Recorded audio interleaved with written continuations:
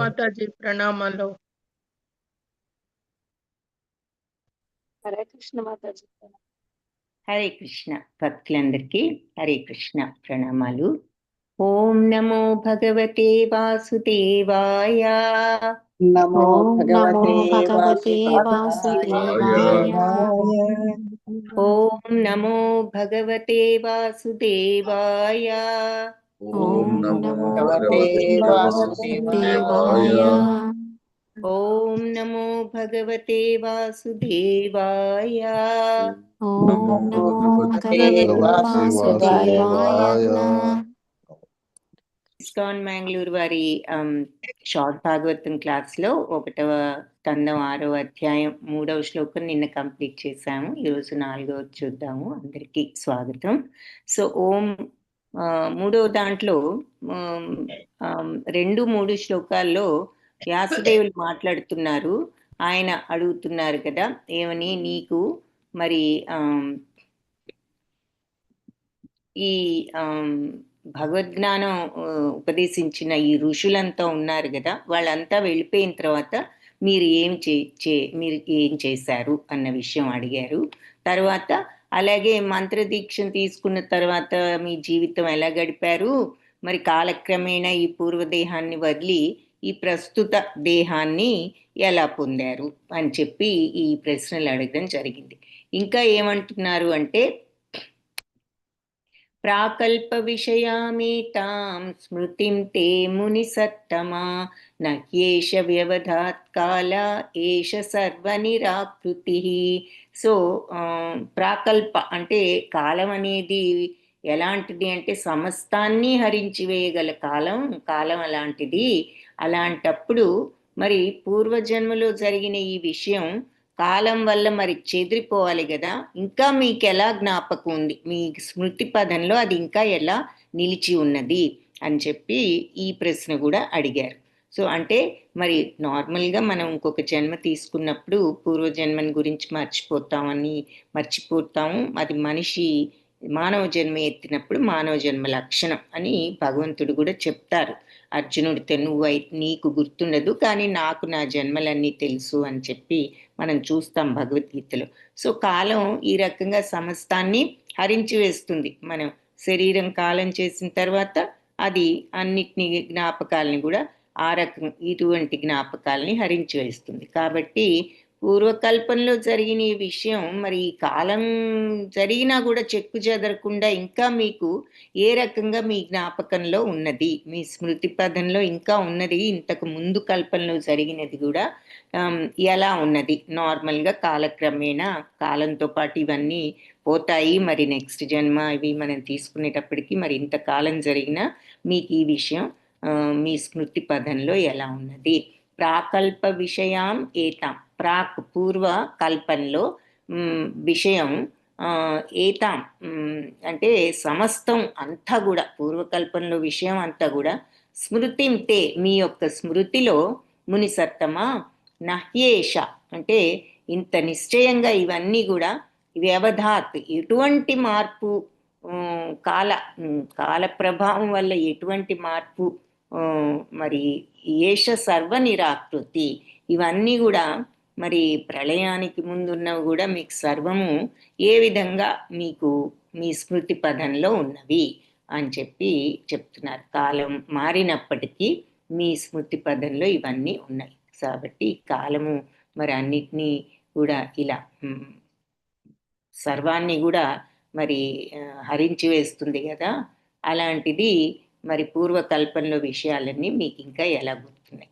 So మామూలుగా భాష్యంలో కూడా మనకి మళ్ళీ ఈ విషయం గుర్తు చేస్తున్నారు. ఏది మరి మన భౌతిక దేహం నశించిన తర్వాత మనం ఎవరం అన్నది నెక్స్ట్ జన్మలో మనకి గుర్తుండదు. అయితే ఒక విషయం ఏమిటి అంటే భౌతిక దేహం నశించిన తర్వాత ఆత్మ అనేది మాత్రం నశించదు అని మనం చూసాం కదా. ఏ విధంగా అయితే ఆత్మ నశించదో ఈ దేహం నశించినా, అలాగే ఆధ్యాత్మిక చైతన్యం కూడా దేహంతో పాటు నశించదు అని చెప్పి భాష్యంలో చెప్తున్నారు. సో మనకున్నటువంటి ఆధ్యాత్మిక ప్రగతి ఏదైనా సరే మనతో పాటు వస్తుంది. సో అది నశించడం అనేది జరగదు. సో అందుకే మరి ఈ అష్టాంగ యోగం చూసినప్పుడు ఇలా శ్రద్ధగా మొదలుపెట్టి మధ్యలో ఏదైనా ప్రలోభాలకి గురి అయ్యి ఈ యోగాన్ని పూర్తి చేయలేకపోయిన వాళ్ళ పరిస్థితి ఏమిటి అని అడిగినప్పుడు అర్జునుడు భగవంతుడు ఏం చెప్తారు, వాళ్ళు మళ్ళీ జన్మలో కూడా ఎక్కడ వదిలిపెట్టారో అక్కడి నుంచి వాళ్ళు అందుకుని మళ్ళీ దానిని పూర్తి చేసుకోవచ్చు. కాబట్టి ఆధ్యాత్మిక ప్రగతి మనకి ఎప్పుడు మన వెంటే ఉంటుంది అని చెప్పి మనం అని అక్కడ కూడా భగవంతుడు చెప్పడం జరిగింది. సో నారదుడు కూడా ఈ ఆధ్యాత్మిక చైతన్యం ఆయనకి ఇంతకు ముందు పూర్వకల్పంలో ఆయనకి భౌతిక దేహం ఉన్నప్పుడే ఆయనకి అప్పటికే ఉన్నదట ఈ ఆధ్యాత్మిక చైతన్యం, అపూర్వకల్పంలో దేహం ఉన్నప్పుడే. సో ఈ భౌతిక దేహం చైతన్యం ఎలాంటిది, ఆత్మ వల్ల మనం ఈ మైండ్తోనూ బుద్ధితోనూ ఓహో ఇది ఫలానా ఇంద్రియాలు చెప్పింది, ఇదిగో ఇది అది, ఇదిగో ఇది ఇది అని చూపిస్తూ ఉంటాయి. కాబట్టి ఇంద్రియాలు ఓహో అని మనం మెటీరియల్ ఈ భౌతిక ప్రపంచంలో ఉన్న వస్తువుల వరకు అర్థం చేసుకోవడానికి ఉపయోగపడే చైతన్యం అది. అది కూడా ఆత్మే ఇస్తోంది. ఆ చైతన్యం కూడా ఆత్మ లేకపోతే బుద్ధి పనిచేయదు, మనసు పనిచేయదు. కాకపోతే ఆ శక్తిని ఇస్తోంది. అయితే ఏ రకంగా మనం ఆ మనసును బుద్ధిని ఉపయోగిస్తున్నాం అనేది మన మీద ఆధారపడి ఉంది. భగవంతుడు ఆ విషయంలో మనకి స్వాతంత్రాన్ని ఇచ్చారు. కాబట్టి కానీ ఆలోచన శక్తి కానీ బుద్ధి కానీ ఆత్మే అందిస్తోంది. కాబట్టి అది ఆ చైతన్యంతో మనం ఇవన్నీ చూసి ఇలా రకరకాల ప్రలోభాలు కానీ ఏదైనా గురవుతున్నాము. దానిని ప్రలోభాలకైనా గురి చేసుకోవచ్చు, లేదంటే కోరికలు వదిలి మరి ఆధ్యాత్మికత వైపైన పురోగమనం చెందొచ్చు. అది మన మీద ఆధారపడి ఉన్నది. అయితే ఇక్కడ పాయింట్ ఏమిటి అంటే ఇటువంటి చైతన్యం అంటే భౌతిక ప్రపంచంలో మనం మన బాడీ పనిచేయడానికి మైండ్ బుద్ధి ఇవన్నీ పనిచేయడానికి అవసరమైన చైతన్యం కూడా ఆత్మ ఇస్తున్నా, ఆత్మ ఒక రకంగా ఆధ్యాత్మికమైన ఆత్మ ఇస్తున్నా కూడా ఇది టెంపరీ చైతన్యం, ఇది నాశనం అయ్యేది. ఈ చైతన్యం ఎప్పుడు ఉండదు, బాడీ పోతే పోతుంది ఇది. కానీ ఈ ఆధ్యాత్మిక చైతన్యం అనేది మనం గనక తెచ్చుకోగలిగితే ఆధ్యాత్మిక సంపదను మనం అది ఎప్పటికీ కూడా కోల్పోం. అది దాంట్లో పరిపూర్ణత చెందలేకపోయినా ఎంత ఉంటే మనకంత మన వెంటే అది ఉంటుంది అని చెప్పి ఇక్కడ భాష్యంలో చెప్తున్నారు. అది ఎప్పుడు కూడా నశించదు. కాబట్టి దాని అర్థం అంటే ఇక్కడ మనకి ఉపోద్ఘాతంగా నారదుల వారు మరి పూర్వకల్పంలో మరి ఆయనకు ఆధ్యాత్మికత ఉన్నది కాబట్టే ఆయనకి మరి ఇప్పుడు కూడా ఆ జ్ఞాపకం ఉన్నదన్నమాట. ఆ ఉన్నది అనే విషయం మనకి అర్థం కావడానికి భాష్యంలో ఈ విషయాన్ని చెప్పడం జరిగింది. సో సరే నెక్స్ట్ శ్లోకం కూడా చూడొచ్చు. ఈ 3 ప్రశ్నలు మరి వ్యాసదేవులు అడగడం జరిగింది.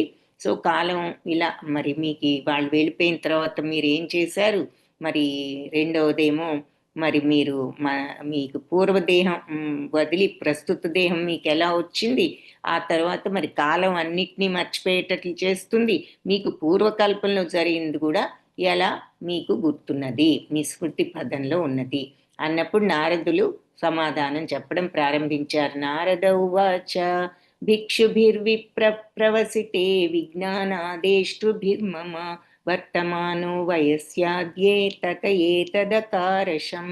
సో నారద ముని చెప్తారు, భగవద్ విజ్ఞానాన్ని నాకు ఉపదేశించిన ఋషులు వేరే చోటికి ప్రదేశానికి వెళ్ళిపోయిన తర్వాత నేను ఇప్పుడు నీకు చెప్పబోయే రీతిలో జీవితాన్ని గడిపాను. సో ఫస్ట్ ప్రశ్నకు సమాధానం అనమాట. మరి అది అడిగిన ఫస్ట్ ప్రశ్న ఏమిటి, వాళ్ళంతా వెళ్ళిపోయిన తర్వాత మీకు ఉపదేశాలు చేసిన ఋషులు మునులు అందరూ వాళ్ళు వెళ్ళిపోయిన తర్వాత మీరు ఏం చేశారు అన్నది ఆయన అడిగిన మొదటి ప్రశ్న. కాబట్టి వాళ్ళు నాకు భగవద్ విజ్ఞానాన్ని ఉపదేశించిన తర్వాత ఆ ఋషులు ఇంకొక ప్రదేశానికి వెళ్ళిపోయిన తర్వాత నేను ఈ విధంగా జీవితాన్ని గడిపాను, ఇప్పుడు నీకు చెప్పబోయే విధంలో గడిపాను అంటే ఇప్పుడు చెప్పబోతున్నాను అని చెప్పి చెప్తున్నారు. భిక్షుభిర్ ప్రవసితే, భిక్షుభి అంటే ఈ ఋషులు మహారుషులు విప్రవసితే ఇతర ప్రదేశాలకు వెళ్ళిన తర్వాత విజ్ఞాన భగవద్విజ్ఞానం అదేష్ట్రుభి నాకు ఉపదేశించినటువంటి మహారుషులు వేరే ప్రదేశానికి వెళ్ళిన తరువాత వర్తమానం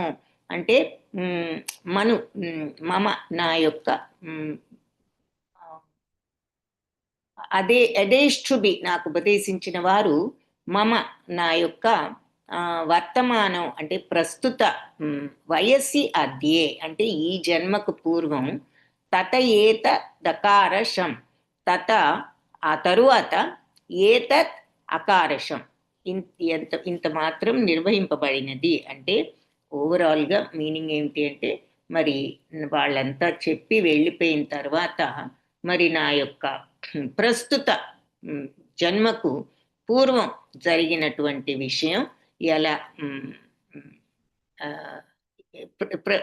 ఎలా నేను జీవితం గడిపాను ఆ తరువాత అన్నది నేను నీకు ఇప్పుడు చెప్తాను అని చెప్పి ఆయన చెప్పడం జరిగింది. సో పూర్వజన్మలో మరి నారదుడు ఈ మహర్షుల కరుణ వల్ల ఆయనకి ఆధ్యాత్మిక జ్ఞానం ఆయన పొందడం, తత్ఫలితంగా ఆయన 5 ఏండ్లే ఆయనకప్పుడు 5 ఏండ్ల ప్రాయుడైనా సరే మరి ఎన్నో అనుభవైక వేద్యాలైన మార్పులు ఆయనలో కలిగాయి అన్నమాట. ఆ చిన్న వయసుకే వాళ్ళ యొక్క కరుణ వల్ల ఆయనకి ఆధ్యాత్మిక జ్ఞానం కలిగింది 5 సంవత్సరాల ప్రాయానికే. సో దాంతో ఆయనలో ఎన్నో ఆధ్యాత్మిక మార్పులు ఇవన్నీ కూడా వచ్చాయి. సో ఒక ప్రామాణికుడైన గురువు నుండి దీక్షను తీసుకున్న తర్వాత ఇటువంటి ముఖ్య లక్షణాలన్నీ కూడా కనిపిస్తాయి, దర్శనం అవుతాయి అని చెప్పి చెప్తున్నారు. ఏది మనకి ఆధ్యాత్మికంగా పురోగమనం చెందగలిగినటువంటి ఎక్స్పీరియన్సెస్ ఎన్నో మనకి లభిస్తాయి ఇటువంటి గురువుల దగ్గర నుండి.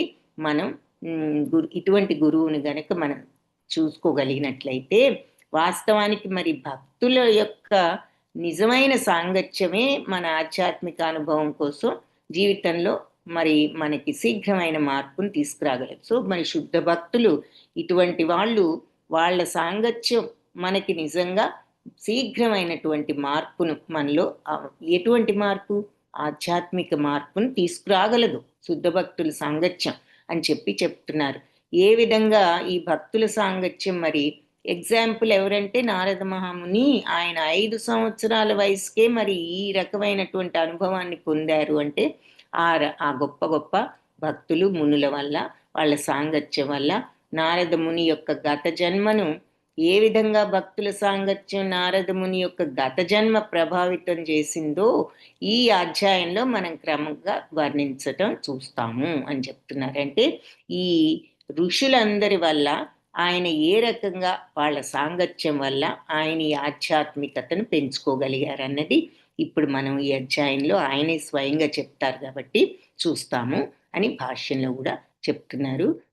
శ్లోకంలో కూడా నారదముని నాకు భగవద్విజ్ఞానం చెప్పిన వాళ్ళందరూ కూడా మరి వెళ్ళిపోయిన తర్వాత నేను ఏ విధంగా జీవనం గడిపాను అన్న విషయం నీకు ఇప్పుడు చెప్తాను విను అని చెప్పి ఆయన చెప్పారు. సో ఎలా గడిపారన్నది నెక్స్ట్ శ్లోకాస్లో ఉంటుంది. సో ఈ రోజుకి ఇక్కడితో ఆపుదాం. వాంఛాకల్పతరుభ్యశ్చ కృపా సింధుభ్య ఏవ చ పతితానాం పావనేభ్యో వైష్ణవేభ్యో నమో నమః. హరే కృష్ణ. సో 5వ అధ్యాయం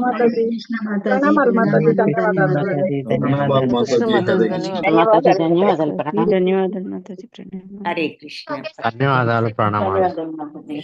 నమస్కారం. ధన్యవాదాలు, ప్రణామాలు.